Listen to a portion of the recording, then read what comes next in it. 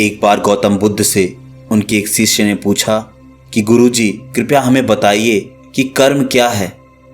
तब बुद्ध ने अपने शिष्य से कहा कि कर्म को समझने के लिए मैं तुम्हें एक कहानी सुनाता हूँ। इस कहानी से तुम समझ जाओगे कि कर्म क्या है। तो दोस्तों, आज मैं आपको वही कहानी सुनाने जा रहा हूँ जो गौतम बुद्ध ने अपने शिष्य को सुनाई थी। गौतम बुद्ध अपने शिष्यों को कहानी सुनाना प्रारंभ करते हैं।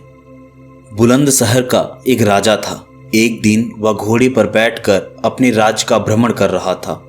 चारों तरफ भ्रमण करने के बाद वह एक दुकान पर आकर रुक गया। रुकने के बाद राजा ने अपने मंत्री से कहा कि मंत्री जी, न जाने क्यों इस दुकानदार को कल के कल फांसी देने की इच्छा हो रही है।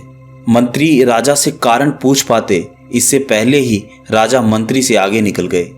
मंत्री इसका कारण जानने के लिए अगले दिन सुबह भेष बदलकर एक आम नागरिक का रूप रखकर उस दुकानदार के पास जा पहुंचा। वैसे दुकानदार चंदन की लकड़ियां बेचने का काम करता था। मंत्री ने दुकानदार से पूछा, भाई आपका काम कैसा चल रहा है? तब दुकानदार ने बताया कि उसका बहुत ही बुरा हाल है। लोग उसकी दुकान पर तो आते हैं, चंदन को सूंघते भी हैं, उसकी प्रशंसा भी करते हैं, लेकिन खरीदता कोई भी नहीं। और फिर उस दुकानदार ने आगे बताया कि मैं सिर्फ इस इंतजार में हूं कि कब हमारे राज्य के राजा की मृत्यु हो और उनके अंतिम संस्कार के लिए सभी की सभी चंदन की लकड़ियां उसके दुकान से खरीद ली जाएं, और शायद उसके बाद मेरे व्यापार में और बढ़ोतरी हो जाएगी और मेरा व्यापार भी फलने फूलने लग जाएगा। अब मंत्री को यह बात समझ आ गई थी कि यही वो नकारात्मक विचार है जिसने राजा को भी नकारात्मक कर दिया है। वैसे वह मंत्री बहुत बुद्धिमान था, इसलिए उसने सोचा कि मैं थोड़ी सी चंदन की लकड़ियां खरीद लेता हूं। तो उसने दुकानदार से कहा कि क्या मैं तुमसे थोड़ी बहुत चंदन की लकड़ियां खरीद सकता हूं? दुकानदार यह सुनकर बहुत ही खुश हो गया। उसने सोचा, चलो कुछ तो बिका। इतने समय से कुछ भी नहीं बिक रहा था। उसने चंदन की लकड़ी को कागज से लपेटा और अच्छी तरह पैक करके मंत्री को दे दिया। मंत्री अगले दिन वही चंदन की लकड़ी लेकर राजा के दरबार में पहुंच गया और राजा से कहा कि महाराज, वो जो दुकानदार है उसने आपके लिए तोहफे में चंदन की कुछ लकड़ियां भेजी हैं।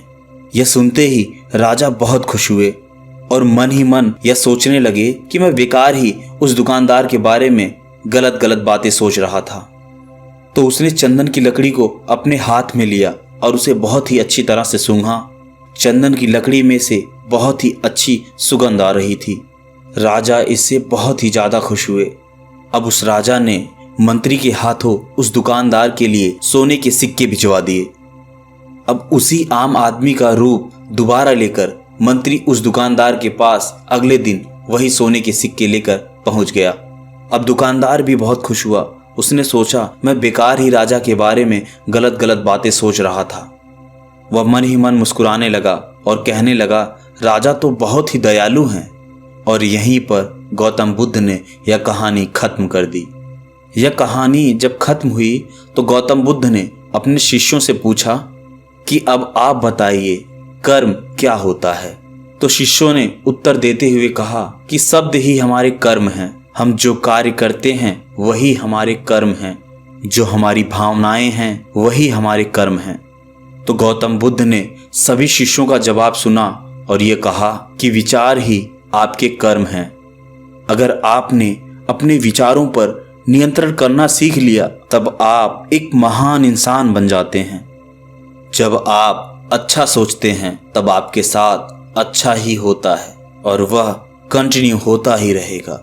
इसलिए दोस्तों, मैं भी आप लोगों से यह कहना चाहता हूं कि आप यदि किसी के बारे में अच्छा सोचेंगे तभी दूसरे लोग भी आपके बारे में अच्छा सोचेंगे। तो दोस्तों, यदि आप चाहते हैं कि गौतम बुद्ध द्वारा बताई गई ये बातें लोगों तक पहुंचें तो प्लीज़ इस वीडियो को शेयर जरूर कीजिएगा।